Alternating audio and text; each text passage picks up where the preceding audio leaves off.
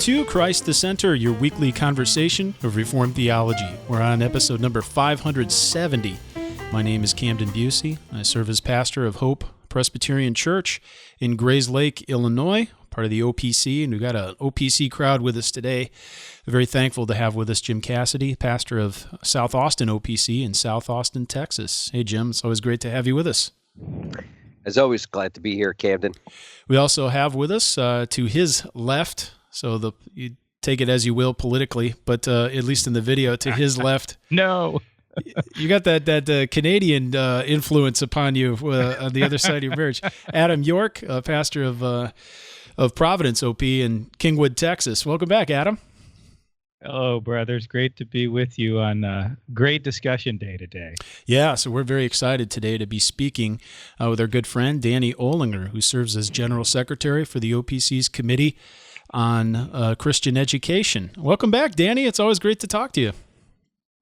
Thanks, Camden. It's a privilege and an honor. Well, Danny is joining us today. We're going to be speaking about a book that he wrote. We've been talking about it for a long time, and it's now available online. The shipment might very well show up while we're speaking. It shipped before Thanksgiving. We had a terrible blizzard here, 12-inch snow warning, and spent all day digging out of my house yesterday. But here at the church, we're awaiting a shipment, so I'll be really happy if I see a tractor trailer pulling on in with the books here, new copies of Geerhardus Voss, Reformed Biblical Theologian, Confessional Presbyterian, by our guest today, Danny E. Olinger. This is published by Reformed Forum. We're going to talk about this all episode today and speak about the life and the thought and the tremendous work of the father of Reformed Biblical Theology, Geerhardus Voss. But before we get into that, just a couple things to mention. Not only can you check out us online and order this book, you can get it shipped directly to you at a great price. We have it reformedforum.org/store. But while you're there, I want to encourage you to take a look at our conference registration. We have a really significant seminar coming up in April down in Wimberley, Texas, which is in Texas Hill Country. And I know I've been speaking about this quite a bit. For those of you that listen every week, you know all about it. But I do want to encourage you that you can not only register for the conference, I should say the seminar, where Lane Tipton will be teaching 12 half-hour lectures. We'll be developing those into an adult Sunday school video curriculum. If you want to attend, you can attend April 2nd, 3rd, and 4th down at the Old Glory Ranch in Wimberley, Texas. You can register online through our website. We'll take you over to Eventbrite for tickets to the event. However, if you would like to stay with us throughout the whole week, we have reserved a whole host of guest houses where you can rent out one of the guest houses and stay with us in the same location at a place called Eagle's Nest there in Wimberley.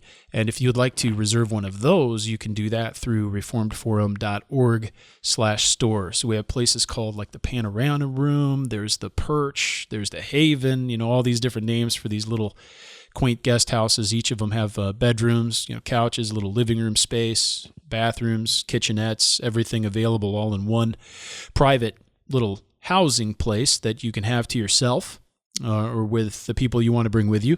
But then there are community spaces on this property, and we've got the whole thing.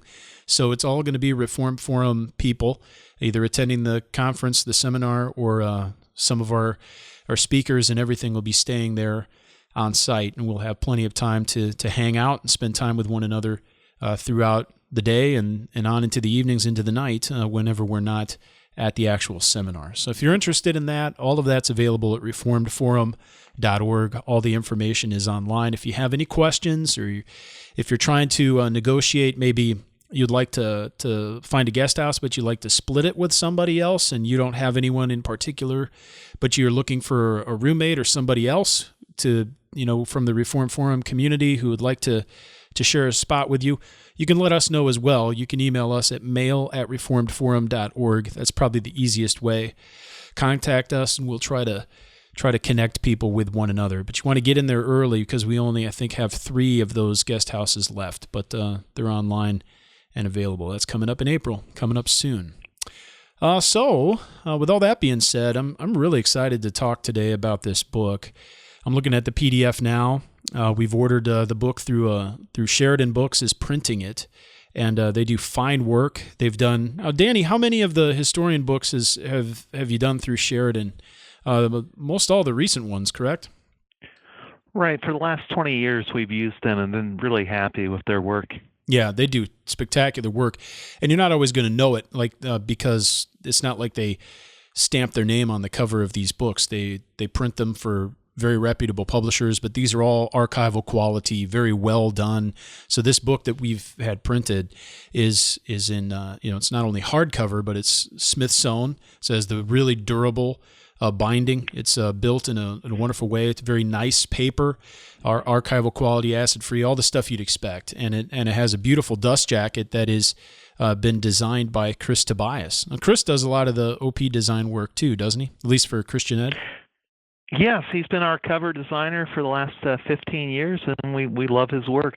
Yeah. So for New Horizons as well as for the books. Yes, he's done both, and Chris has his own design company. Mm-hmm. He's a ruling elder in the OPC in Southfield, Michigan, and just again love his work. Wonderful. Well, we loved working with him. He's a joy. And he's done a lot of work for P&R and many other publishers as well, and he does excellent work. So we have on the cover just a tremendous portrait of Geerhardus Voss.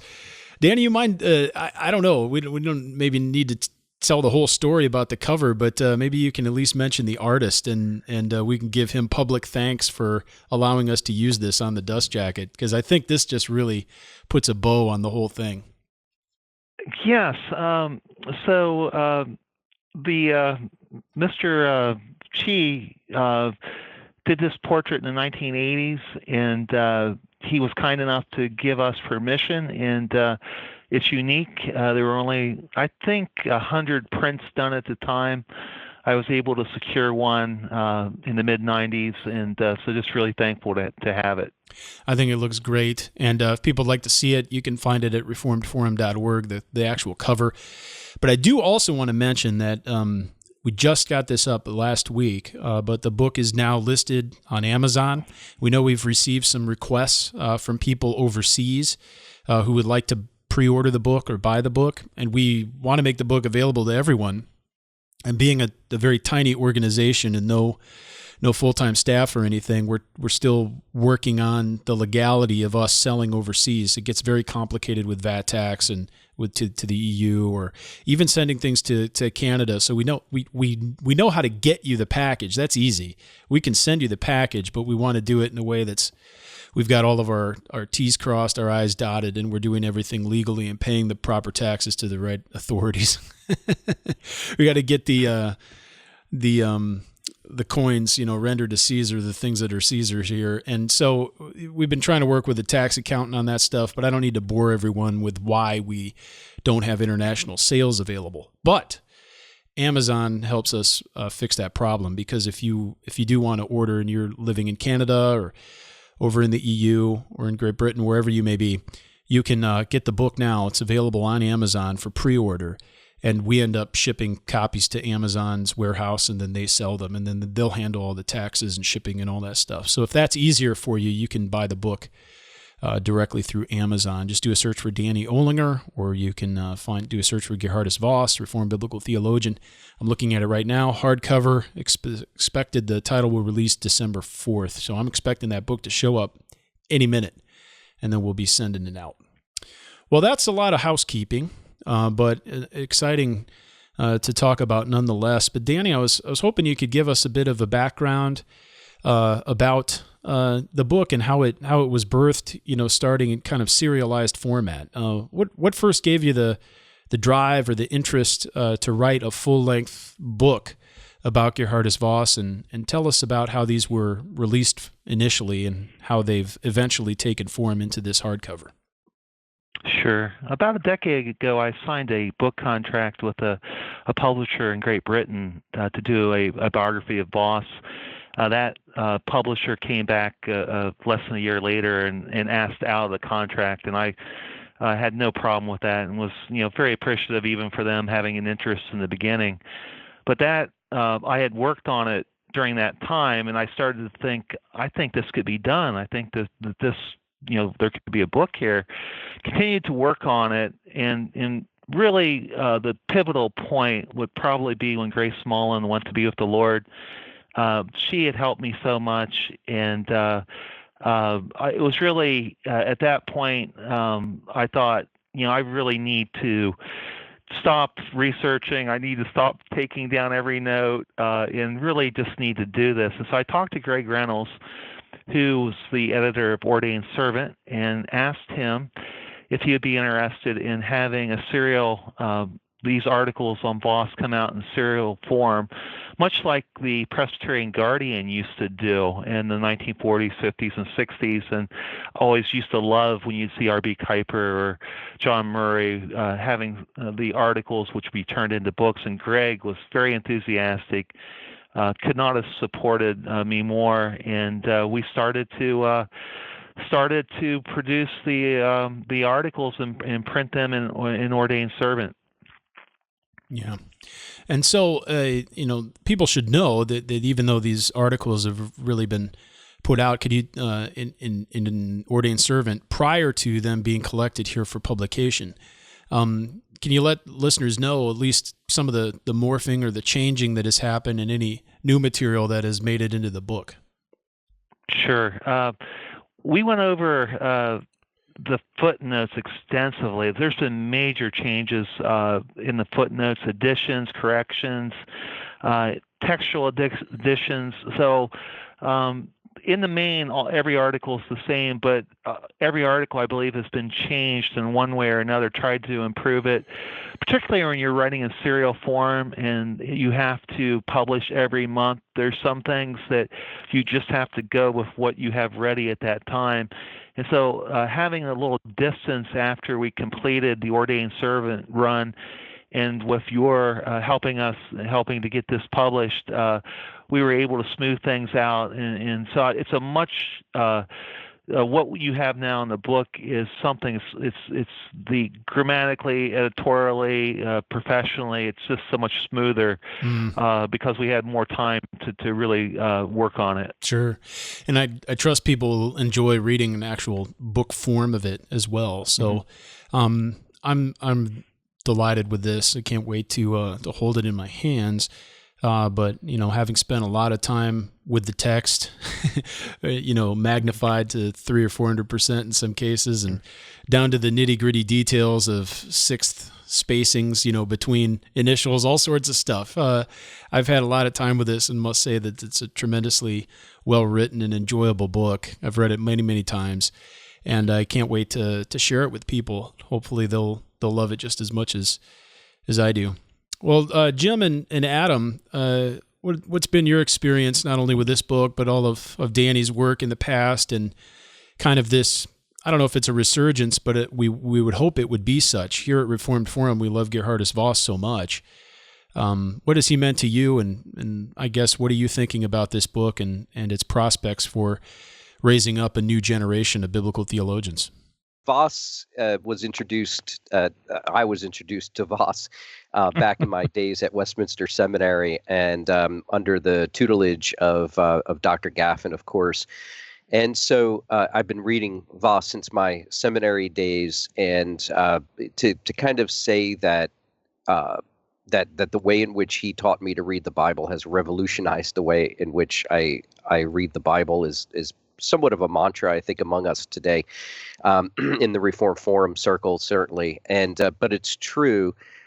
He has opened up the text of Scripture for me in a way that I never expected it to be opened up to me, and it was just a tremendous and delightful surprise. The more and more that I read through Voss, the insights that were coming out to the text of Scripture, and the way in which the covenants are structured, and of course the two Adam structure with regard to the covenant of works was absolutely mind-opening for me.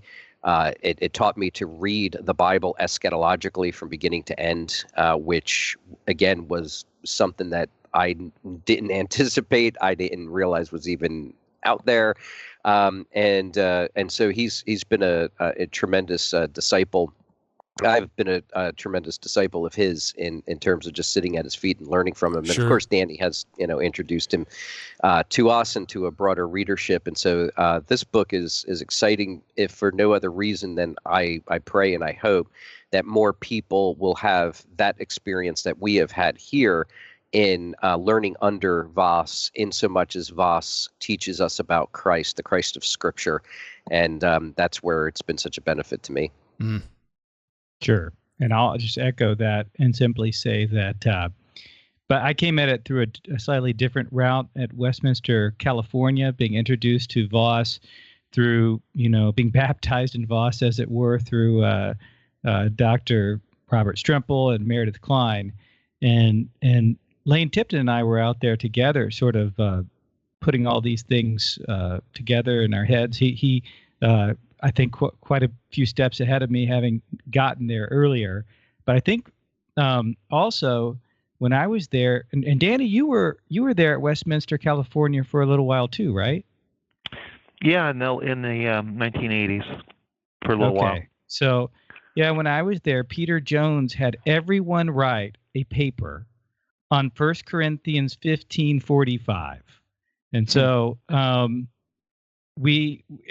everyone had to write a paper on that one passage. So we dove deep into Voss from that, and it has been breathtaking and very useful for me since. Mm-hmm. Well, Danny, people might not even know. I mean, outside of our circles, might not understand who Voss was, and in many circles is kind of a lost figure. I mean, we've spoken with some leading New Testament scholars in the evangelical world over the years and asked about Voss, and people either don't know him or haven't read anything of him. And, it's important that we have this biography, and not just, a record of what he did, but also in some ways, it has a record of his life, of course, and all the names and the dates and the places and events are there. But it's also weaved into an intellectual biography. So we have many of the chapters are structured in a way where they're organized by his major works. And so we get this really full-orbed picture of a man and his devotion to Christ and his just all-consuming kind of life orbiting around the Scriptures, which I think is so helpful.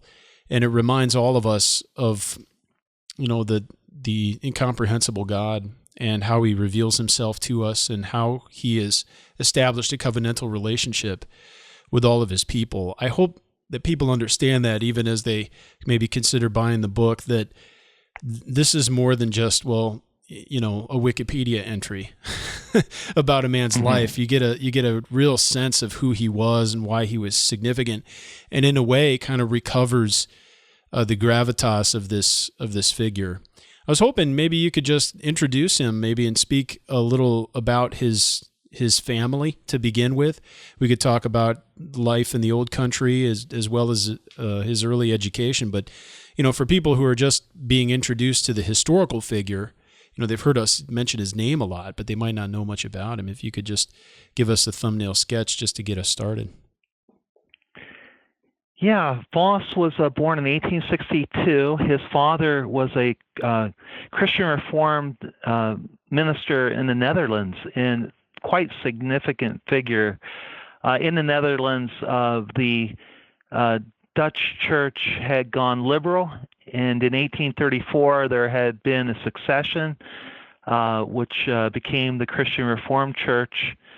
And Voss's parents actually grew up on the border, on the German side, but they were a part of the another movement for confessional Reformed orthodoxy in the old German Reformed Church, and the two churches really became close allies under incredible persecution, and from that, Voss's dad became a leader along with the Bavinck family. So the Herman Bavinck obviously is well known to listeners of Reform Forum, but Geerhardus Voss and Herman Bavinck grew up together in the Netherlands, and their fathers being probably the two most significant pastors of that generation in the 19th century in the Netherlands. But what happened was there was one difference between the family. They were totally agreed in everything except on whether, immigration to America. The Voss family was okay with it. The Bovic family thought it was a turning of the back upon the Netherlands and the church there. And so what happens is that the Bovics stay, Herman and stays in the Netherlands, but Geerhardus Voss's father and his family and Voss himself come to America, the Grand Rapids, and it's at Grand Rapids then that young Geerhardus Voss, as a 19-year-old, goes to what we now know as Calvin College. Back then it was the Theological School of Grand Rapids, and from the very first day in the class, they knew they had a prodigy. Yeah. And that's what basically what happened for the rest of the 1880s, and is that everywhere he went, this was a prodigy, and his learning was just exceptional. No one had quite met anyone this smart, and yet he was humble. He was, the type of had a piety that really, he was not the type that was showy in regard to his learning. He was quite humble. He was quite gentle. He was a poet, and so he just almost immediately, from 19 years on, was just in the Reformed world at least, was someone that everyone came to say, this young man, he's going to do incredible things. It's the question of where will he do it and how will he do it? Mm-hmm. Absolutely. It wasn't too long ago, Ryan Noah came up with a first edition original copy of the Mosaic Origin of the Pentateuchal Codes, Mm-hmm. and we sold that. Very happy that that found a home with someone who cared for it, not just on the dusty shelf of some library. But speak to us a bit, if you would, about that work and how, that being his first major work, in a sense, kind of just showed and revealed some of his brilliance. Yeah. So in 1883, he graduates from the Theological School of Grand Rapids. He actually, by the first semester, they knew that they needed to graduate him, and they offered to make him a professor. And this was at a 6-year institution. Right. So he could have stayed there, but he wanted to go to Princeton. And Princeton had the best English-speaking Reformed theologians in the world. He went there. He got entrance, 3-year program. He got entrance as a middler, and then he writes his dissertation. And William Henry Green, the great, great Old Testament theologian at Princeton, was just overwhelmed by it, because this was a takedown of the Graff-Wellhausen theory, and it was an utter takedown of it. Graff and Wellhausen and others had looked at the Pentateuchal Codes and had argued that what you have there and what you have throughout the Bible is redactors. Centuries later, after Moses have put this all together, and that this is what we have in the Bible. And Voss just went after it with a passion and said, no, what you've done is you begged the question. You don't believe in direct revelation. You don't believe in the sovereignty of God. You don't believe in the supernatural. And so you've made a New Testament to fit your own preconceived biases of what this document should be. And Voss just ripped them to shreds. What he did is they were claiming their methodology was their greatest strength. Mm-hmm. And he just exposed it. He was arguing, no, this is the work of the sovereign God. What you have in the Pentateuchal Codes is this is the Lord who knows the beginning from the end. He is the one who is directing history. And what you have here in his word is a plan of redemption that has a purpose and an end, and it's pointing to Jesus Christ. And Voss just laid it out there, and it was just magnificent. And Green was like, this is the guy. There was no doubt in William Henry Green's mind, Voss was the man. Voss was the one that the Lord had raised up to take on these liberals. And so Green promoted this book heavily, got it published, and then eventually would just beg Voss to come to Princeton to teach.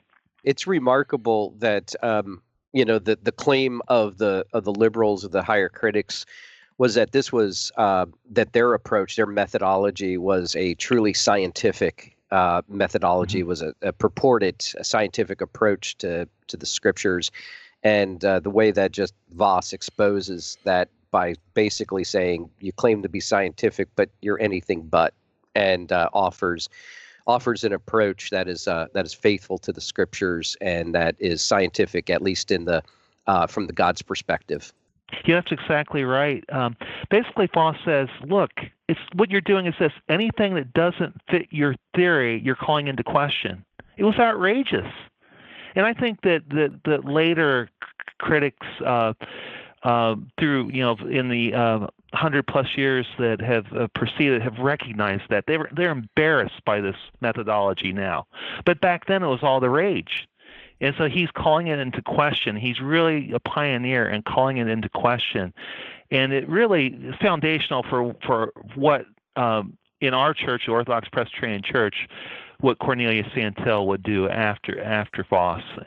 Voss really showed Van Til the way to go after the critics.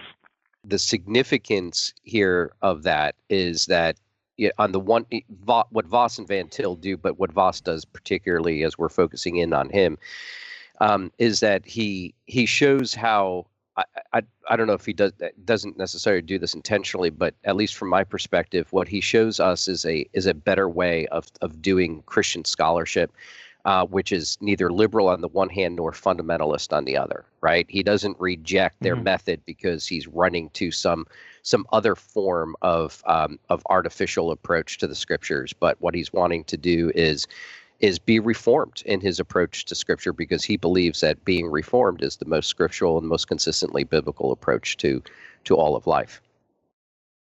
Agreed. Danny, tell us a bit about his beginnings at Princeton and especially him being introduced to Catherine Smith and the kind of influences she had upon him and that life they built together. I mean, it's an interesting window into his life that we don't always necessarily get when we're only reading his books. Yes. So so after Princeton, he gets their award to go study in Europe, and he gets over there, University of Berlin. Abraham Kuyper offers him a chair at the Free University at 24 years old. Voss really wants to teach there, but he doesn't want to disappoint his parents. And so he accepts the position teaching at the theological school after he would finish his dissertation. He transfers to Strasbourg. He didn't like Berlin. Herman Bavinck had recommended Strasbourg. He goes there, he finishes, he comes back, and he teaches for 5 years at the theological school. And in some ways, it's an incredible training ground. He lectures 23 to 25 hours a week. He carries the whole school on his shoulders. Wow! But it's a very humble operation. And they really don't have a library. They do have a library, but it has less than 800 volumes. And so what he has to do is he needs to go to the public library. And he goes to the public library, and he's there so often that the friendship he strikes up is with the reference librarian, and Catherine Smith, who was a Methodist from Ohio, and she was there, and next thing you know, he wants to marry her. And this was very interesting. In Grand Rapids at that time, the teaching at the theological schools in Dutch. The preaching in the churches is in Dutch. His family, they all are Dutch speakers. His mom doesn't speak English. And now he has this love interest in Catherine, a very godly young lady he wants to marry. It would have been very, very awkward to stay in Grand Rapids in that sense. There were other factors going on, controversies at the time that he was involved with. But William Henry Green just would not let up on, you need to come to Princeton because we're under attack. And the Presbyterian Church was under attack through Charles Augustus Briggs. And Green was basically saying, you're the man to take on Briggs. And finally, Voss relented, came to Princeton, and he marries Catherine. And it's really, and this is where, in some respects, I had known things, but then when I really started to research it, it was just incredible, this man's life, in that he gets to Princeton, he gets married, and the very first social callers that come to visit the newlyweds are Woodrow and Ellen Wilson, right, the future president of the United States. Mm-hmm. And so for the next 18 years, basically the Vosses, the two main couples that are in their life are the Wilsons and the Warfields, Benjamin and Annie, and so you're sitting there thinking, this is just incredible, reading it, and so there's this Dutch theologian. By conviction, he becomes Presbyterian. He's ordained in 1894 as a Presbyterian minister, and Adam was exactly right when he hit on talking about his own experience, and Jim, in regard to the covenant of works. I think that Voss wanted to be Presbyterian. I believe that because the covenant of works is so upfront, central to the Confession of Faith and catechisms, that this is where he felt most comfortable confessionally doing his work. The three forms of unity he loved, but the covenant of works was implied. It's not out front like it is in the Presbyterian standards, and he becomes Presbyterian. And so in the 1890s, he just throws himself into polemical work against the critics, against Briggs, and really is a warrior fighting them during that decade. One of the things that's so distinctive about Voss is, unlike so many other theologians who maybe take a stand for a certain form of biblical theology or systematic theology that's polarized over against the other form, you don't see that in Voss. You see a guy who is making contributions, really significant contributions, not just, a pro forma contribution in both of those areas. And as you've worked on Voss and, spent time looking at him and his life, is there anything that you see, and I suppose in his development or, upbringing, that we see those sorts of things coming together in a unique way for him? I have thoughts that I've, theorized in my own mind, but I'd like to hear your own if you have any. Yeah, that's a great question. In regard to the development of biblical theology, I think it was first understanding just how wrong the critics were, and then really thinking of a positive approach to biblical theology, which he was forced to do in accepting the chair of biblical theology at Princeton.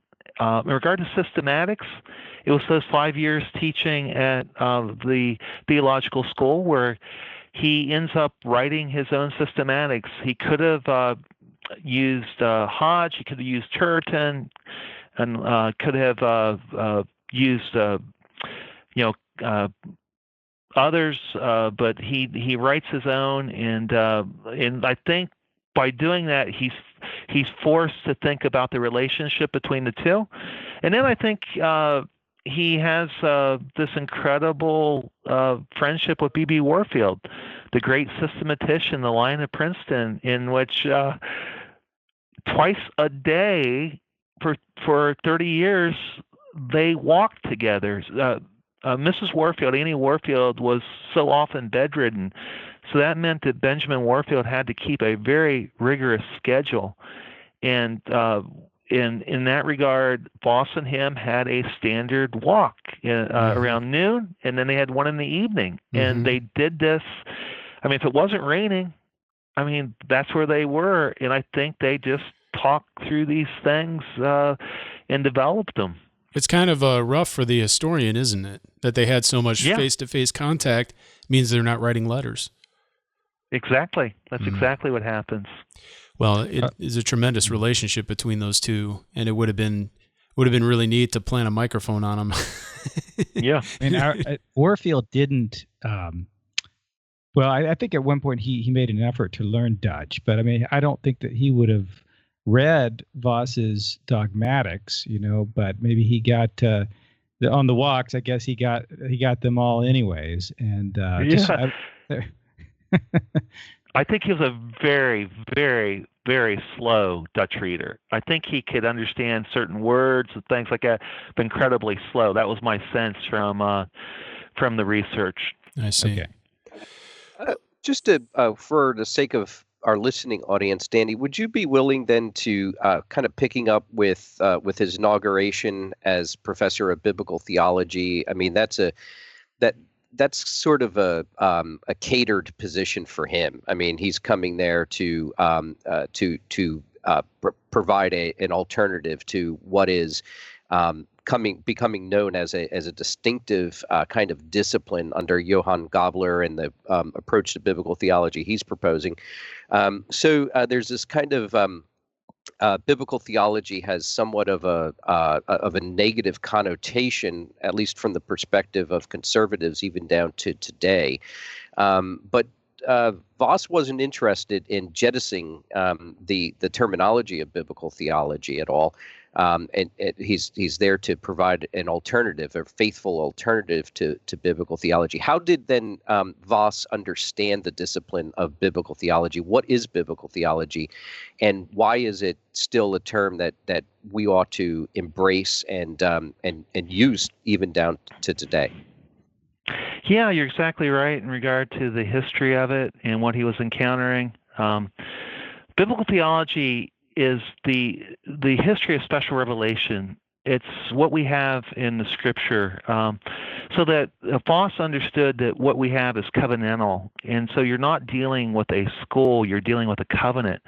And so that means that biblical theology, what biblical theology does is it looks at the history, and it argues in regard to the historical, whereas systematics, which is essential and which must always be working with biblical theology, it's logical. And so the two of them have their place in regard to the work of the church, and you should never pit them against one another. What had happened with the rationalistic biblical theology of the 19th century is that it was used as a hammer against systematics, against dogmatics. And Voss did not see it that way. He saw it as working hand in hand, in that both were essential, but that the historical precedes the theological, and so that you must get the ordering right, and you must work from the historical to the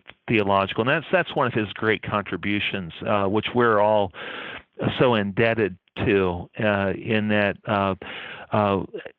in the people who have really run with this and have worked building upon Voss have been John Murray and Richard Gaffin, and they have just done wonderful work over the decades in spelling that out, the relationship between biblical theology and systematics. But it was needed. There was no one doing it. When Voss came to that chair, there was no one saying this. It was just assumed that biblical theology was born under this evil star, and it was just going to continue that way. And Voss really turned the tide. Yeah, that's something as we've had a lot of discussions about. We talk about that frequently, especially on Voss Group with Lane Tipton and the relationship between those two. And we would encourage more and more theologians to think that way, that we don't have to have these sharp divisions or this hermetically sealed compartments where either you are a biblical theologian or you are a systematic theologian. But the two mutually regulate and inform one another, and both are servants of and dependent upon exegetical theology. If we get those things correct, we need to see that we can't be proper systematicians without being biblical theologians, and vice versa. And if we're not dependent upon God's truth as revealed in the Bible, then what are we studying? So when you stop to just take stock of this and think about it, it in one sense seems kind of common sense for somebody who's subordinate to the Word and somebody who subscribes to sola scriptura. But in another sense, this is revolutionary for the time and completely counter to everything that was going on in the academy. And Voss was, definitely making a call to greater biblical fidelity. But he, for a lot of times, was kind of the only voice doing it. There were a lot of other conservative theologians, but nobody was integrating these things in the way that Voss did. He was a unique voice, continues to be, and that's why he's, Gaffin and others have called him the father of Reformed biblical theology. There's nobody else doing this. Mm-hmm. Yeah, the contribution is even from my perspective anyhow, somewhat of a course correction within conservative reform circles, which at least in some contexts, what you can find is kind of I don't know how to describe it other than an atomistic kind of handling of Scripture, where Scripture kind of gets focused in so closely on particular, let's say, verses, and trying to extract particular doctrines from verses, that what you end up losing is the broad sweep of the history of special revelation. Yeah, so I think that's it's exactly too. That's exactly right. And sometimes, in certain strands of the Reformed community now, as a corrective to that, they just substitute historical theology, which is an important discipline. We need to be doing that too. But historical theology, just to boil it all down, to say, well, what has the church and what have people said in the past? That is not a substitute for biblical theology. Neither is it a substitute in any way, shape, or form for exegetical theology. Now, proper historical theology, we hope, would look to guys who were faithful exegetes. But, you have the atomistic view, or some people might say sometimes that ends up being very biblicistic. It's looking at a very particular point of the text, isolated from the rest of Scripture and isolated from the way in which God revealed it to us and unfolded it. But, historical theology does not equal systematic theology in all ways, shape, or forms. It's an important discipline. It needs to be done, but it's not a substitute for proper methodology and whatnot. And at the bottom line, at the end of the day, it's important to know what the church tradition has said. But what's really important is what is God saying in His Word, not Amen. What have we thought about it. And so Voss is very helpful there. And we see he's a theologian of a higher order, both biblical and systematic, having his dogmatics, and then books like Biblical Theology and the Pauline Eschatology. Danny, in any way, I know we could take this in order in terms of how the book reveals it. You have the Biblical Theology here starting on page 141. You also have the Pauline Eschatology on 163. But, could you speak to us a bit about just his tremendous program and that eschatology that just is infused throughout? We find it informing all aspects of his treatment. Why is a book like Pauline Eschatology, for example, so critical? Where would we be if we didn't have this book? Yeah, it is. It's one of those desert island books that you must take. And Adam had talked about 1 Corinthians 15:45, and Dr. Jones, what he had them write. That's the key text. That's the key text in the Phosphine Corpus. That's the one he comes back to more than any other. And what he's showing us exegetically there is that the Apostle Paul is arguing that Adam had an eschatology, that when Adam was created, there was a hope put before him, and that hope was communion with God on a higher estate, full communion in which there be no more sin, no sin, and I'm getting ahead of myself, but it's full communion. That wasn't taking place in the garden. In the garden, God came and He went. There was an infrequent communion. But put before Adam was in the covenant of works from Genesis 2, was this hope of this full communion if he had passed the probation. And what happens is he doesn't pass probation, and there's the fall. And with the fall, there's the not only the severing of the communion that did exist, but there's the loss of the goal, and that's why the Messiah, the promise of the Messiah in Genesis 3:15, the coming Messiah, and what he would do, the second Adam, that he has brought about that which the first Adam failed to do, and has brought in this full communion. That stands at the heart of the Bible, so that this structures the whole Bible, and it informs us on what the Bible is about and what the covenant is about and what the meaning of life is about, and it's pervasive, and that's in regard to Boss's understanding of not only what 1 Corinthians 15 is saying, but what you find throughout the Bible. Yeah, absolutely. One thing that was really kind of a treasure of this book is also the chapter on grace and glory, and that's a collection of Voss's sermons. Voss didn't preach a lot; he preached chapel messages, so it's not like he wasn't installed as a pastor, and so he wasn't preaching regularly. We don't have a great large collection of his expositions in this way. Nevertheless, we do have some tremendous examples, and in this collection of sermons, speak to us about grace and glory, and really, what do these teach us about Voss that we don't have in perhaps the other books, the manuscripts or the monographs that he has written before? Right. Well, and even like an interview like this, he is such the thorough theologian. Dick Gaffin has talked about every paragraph in Voss. There's a thesis practically. It's just so rich. It's so full. It's hard to at times to do justice to his thought. But Jim talked about correction going on in that Voss provides, and I think one of the ways you can think about that is in regard to how biblical theology really relates to preaching. So a lot of times if you read sermons out of the 19th century, early 20th century, there's a sense of this is a lecture. This is we have a systematic presentation of the truth, and what you're being called to do is agree to this truth. And I still cringe today when I hear Reformed preachers just talk about, what's the message going to be tonight? It's going to be what Jesus teaches us here.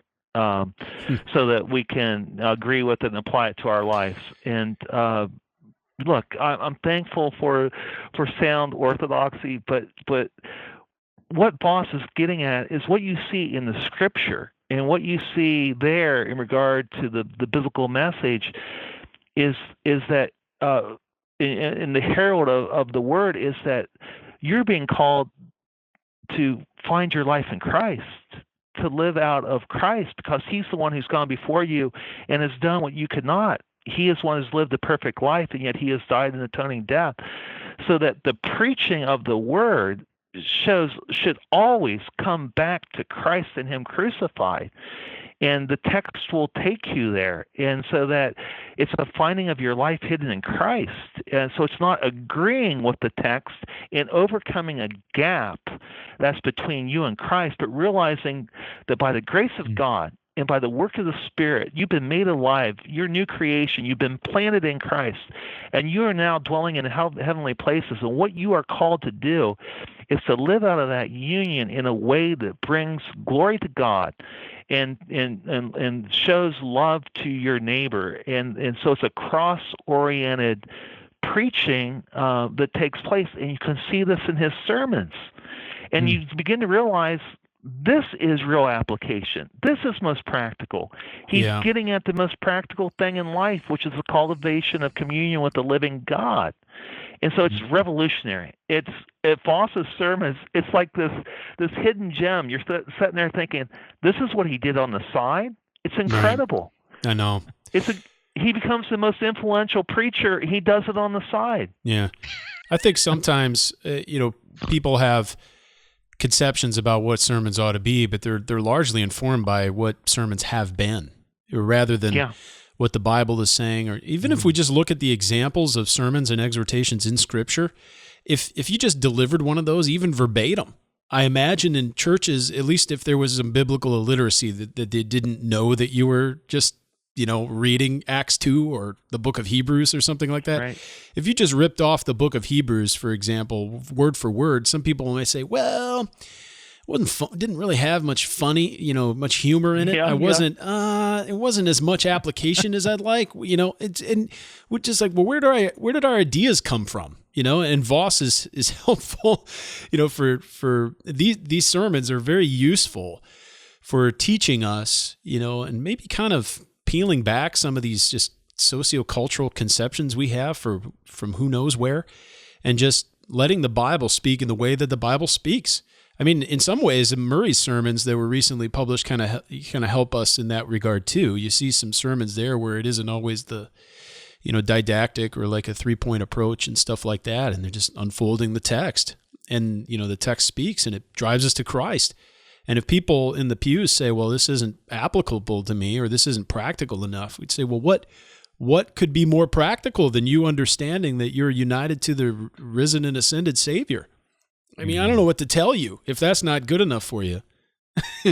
So anyway, it's a challenge. No, I hear you. I look, I've heard all three of you brothers preach. This is how you preach. I mean, the wonderful thing is you have your distinct voice, so that you're doing it. You're coming at the text, and you have there's those things you're going to point out that the others might not point out, but there's this common core, and this core is of Jesus Christ, and it's not going to be a plea to have a seat at the cultural table. It's not going to be a plea for activism to do things in regard to gain power in this world. It's going to be death to self and life to Christ. And that's, to me, what better news could be than that? Amen. And nothing more practical as well than that. Because our walk in this world is informed by, it's driven by our union with the resurrected and ascended Lord. So can't think of anything more significant and practical than death to self and living out our lives united to Christ. So awesome. Just a quick question, if I could. This might be even backtracking a little bit, but it's not disconnected, of course, from preaching. But Danny, I think we would be somewhat negligent if we didn't at least spend a moment or two talking about, of course, the great Vossian maxim, or at least one of them, which is that eschatology precedes soteriology. And we kind of hinted at it. We kind of touched on it when we were talking about the covenant of works and the covenantal relationship between God and Adam pre-fall. Could you unpack for us what that means and how that informs our hermeneutic and then ultimately our preaching?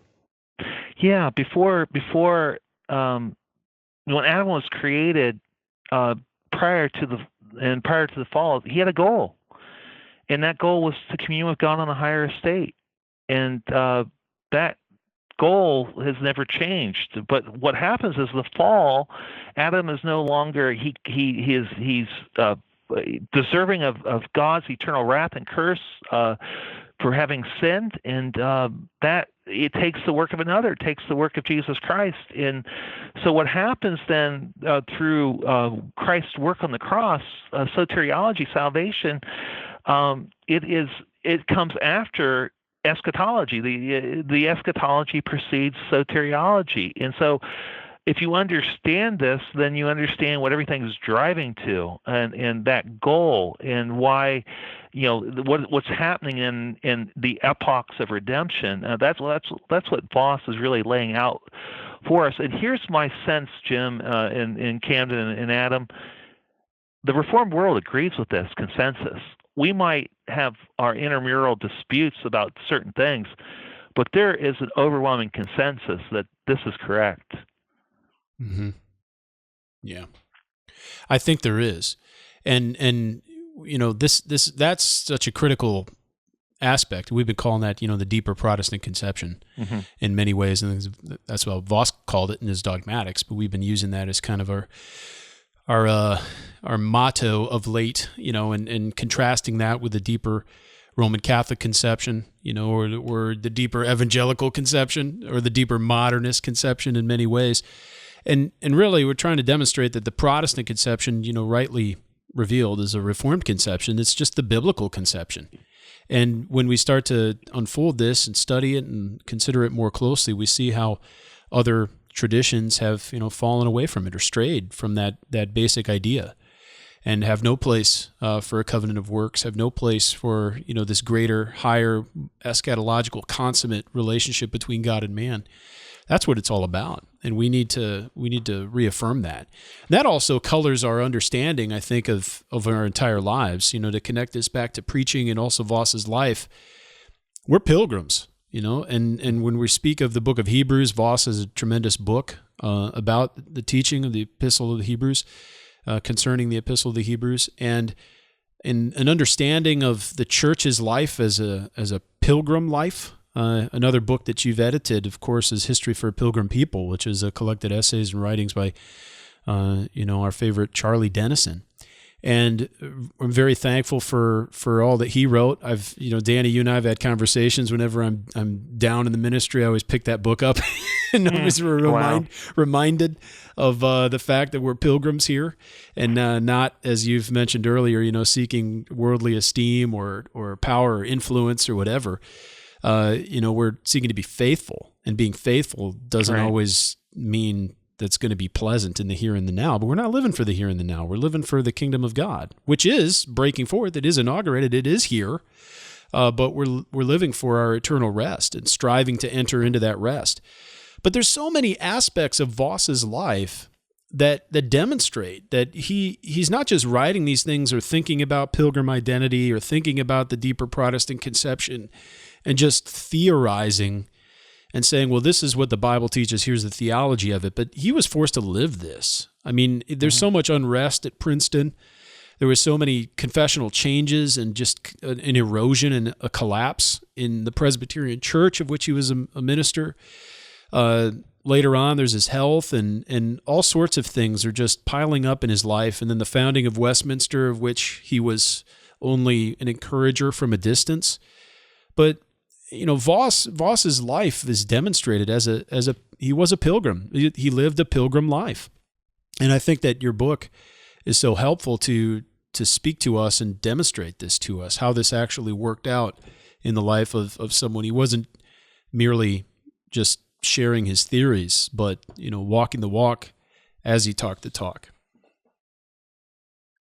Yeah, it was, at first I thought, well, how could I ever expand this? What could you find? I mean, my fear was there's such a scarcity of materials, but the more I dug, the more I thought, hey, it's here. And he was very committed. He just was not openly, he never promoted himself.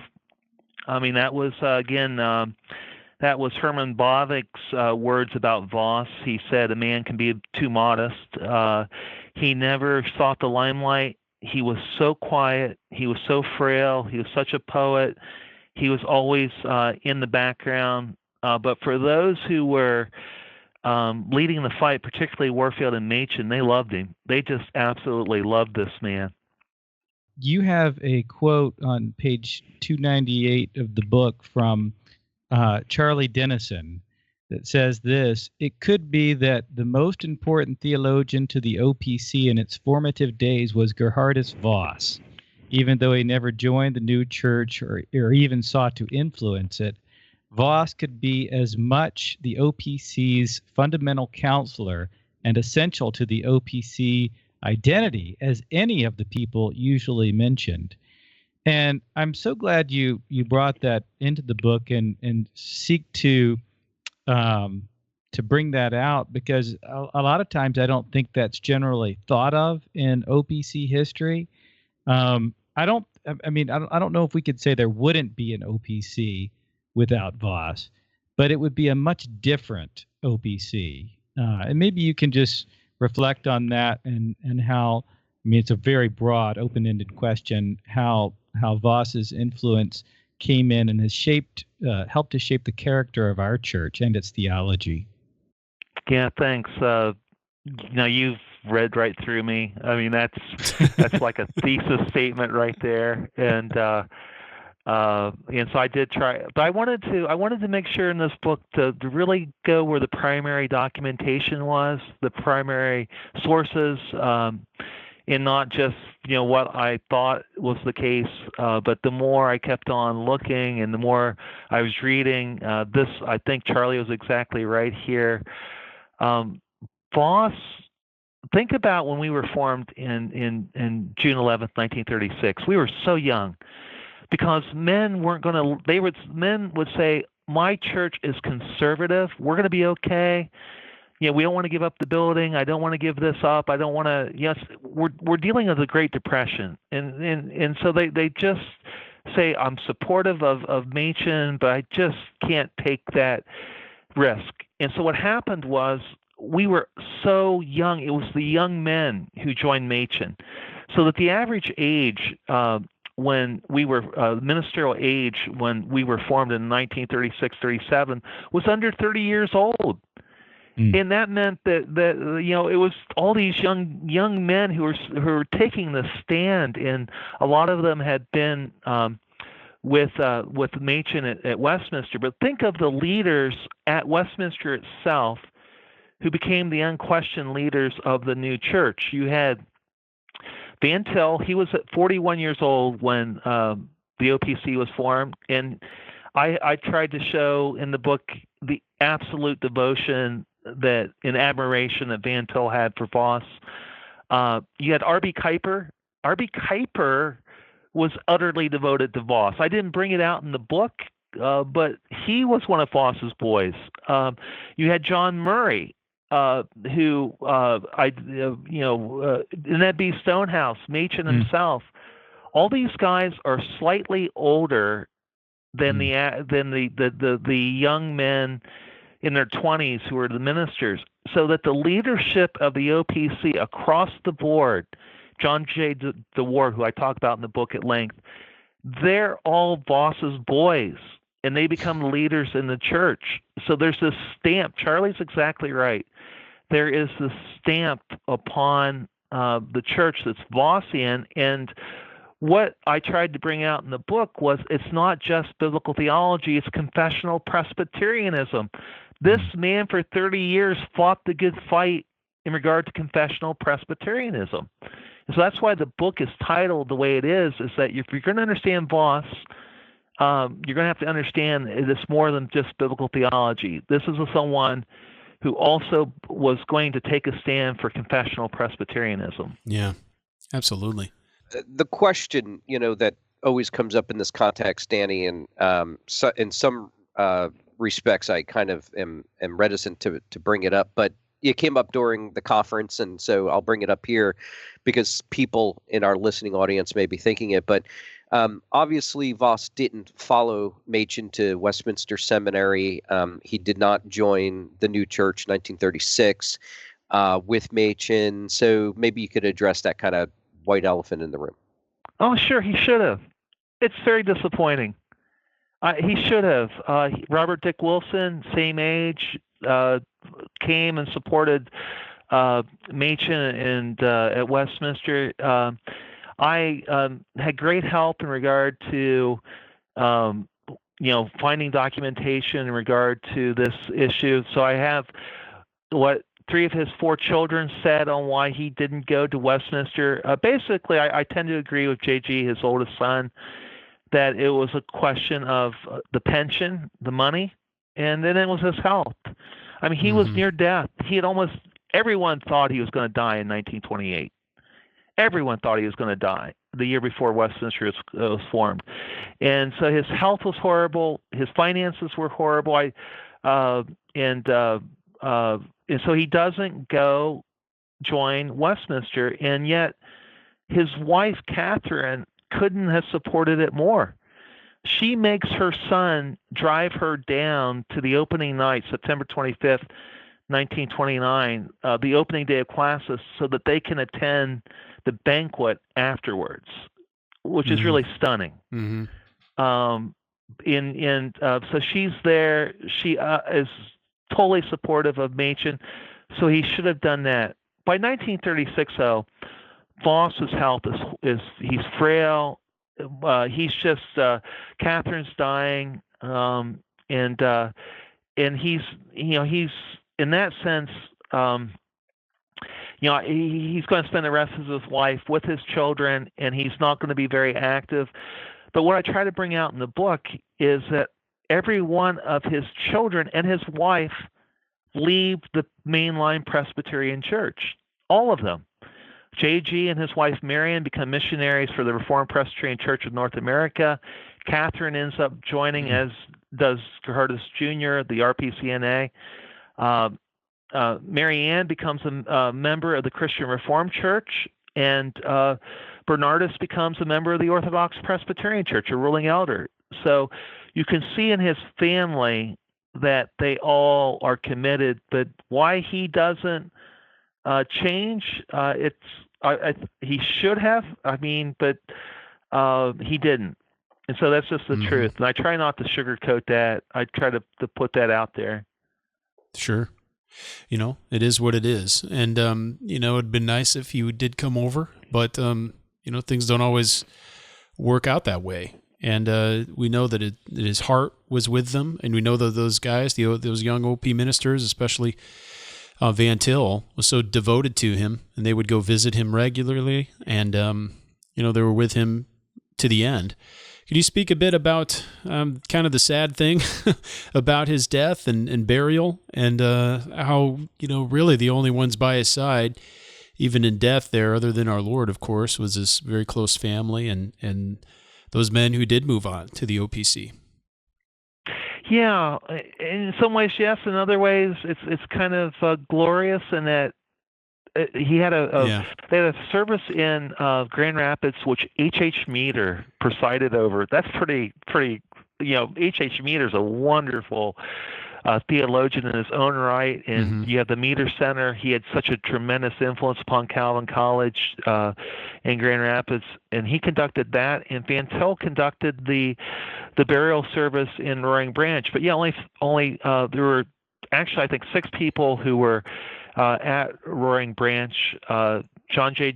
DeWard, Cornelius Van Til, and it would have been Bernardus and Geerhardus Boss were there, and Junior, and so in that sense, the obscurity.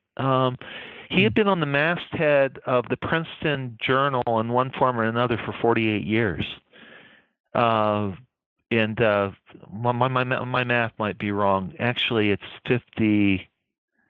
57 years, wow. I think. The journal had many, from the 1890s up through, it had different forms that it took, but you would find even in retirement, he was on that, the masthead. And so you'd think that he would have gotten more love in that respect. But I will say that the Princeton Bulletin, the in memoriam by Lefferts Lesher, is really quite well done. It's very warm. It's very appreciative, and it was accurate. It's quite a tribute in that sense. So I think that in that it's one of those things where there is a little bit of a legacy there. But he really was a quiet man who really 1921, 1922. The 3 major figures of the first 50 years of his life, 60 years of life, all pass. Abraham Kuyper, Herman Bavinck, and B.B. Warfield, they all die within 9 months. That means he spends the next 28 years of his life really with men that are younger than him, who are his students, and his health is frail. So he just kind of continually grows into obscurity, to the point where, again, we're talking about the Presbyterian, the Pauline Eschatology as being just a life-changing book. I mean, it's the book, I think, if you press Dick Gaffin, that's the one book he would take. If you press Lane Tipton, I think it might be the one book he would take to the desert island, and Voss can't find a publisher. Cannot find a publisher. It's the book. It's all impacted our lives. He can't find a publisher. He has to self-publish it. We didn't exist then. Yeah. So in that sense, getting back to the pilgrim identity in regard to you don't write this book because you want to become famous or you want to hear. You write this book because you want to help others in exegeting the Bible and loving the Lord. Amen. That's why you do it. And that's a pilgrim ethic. Mm-hmm. Yeah. Well, I think, there's so much to learn, so much to understand. We really appreciate you joining us today, Danny. We do hope people will get a copy of the book, but, we thank you for your many times of service for us and for joining us today and for coming to the conference about a little over a month ago. We had such a good time at the dinner and having you for Sunday school. The video for that's available online if people want to watch your hour-long lecture or so on Voss there. But it's always a tremendous pleasure. Thanks for joining us today. Well, thanks for having me. Anytime. Thank you, Danny. Thank you for writing the book. Much appreciated. The book is available online. You, of course, can find it at reformedforum.org. Should be a banner right there on the homepage. You can head on over to our store to get a copy there. We got a deal going until publication happens for about $25, and you get the PDF immediately. Again, I said the shipment should arrive. It was supposed to ship before Thanksgiving, so other than the weather, it should be arriving here any minute. So by the time this episode comes out, which we're scheduled for Friday 11:30, the book might be in our hands and available for shipment. So it will be shipping out as soon as we get them. We have a bunch of pre-orders already. You can also pre-order it at Amazon.com if you'd prefer, and we're working on talking with the Westminster Bookstore and hopefully going to have a good deal available through them. So the book, it will be available on multiple channels, and we want as many people to read it as possible. Tremendous work. So all that's available at reformedforum.org. You can find out more information about the OPC at opc.org and click on the Christian education link. You can find out all the information about what's going on there. Also, we recently had our thank offering there at the OPC, but certainly through the end of the year, they'll be receiving any donations if you'd like to help out with worldwide outreach. That's always much appreciated, and it goes to the work of the Great Commission.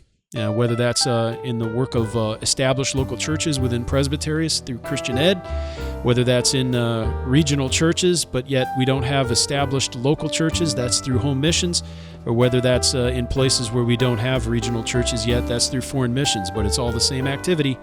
It's going forth and making disciples of all men, baptizing them in the name of the Father, the Son, and the Holy Spirit. So that's all available too. More information on that at opc.org. I want to thank everybody for listening. I hope you join us again next time on Christ the Center.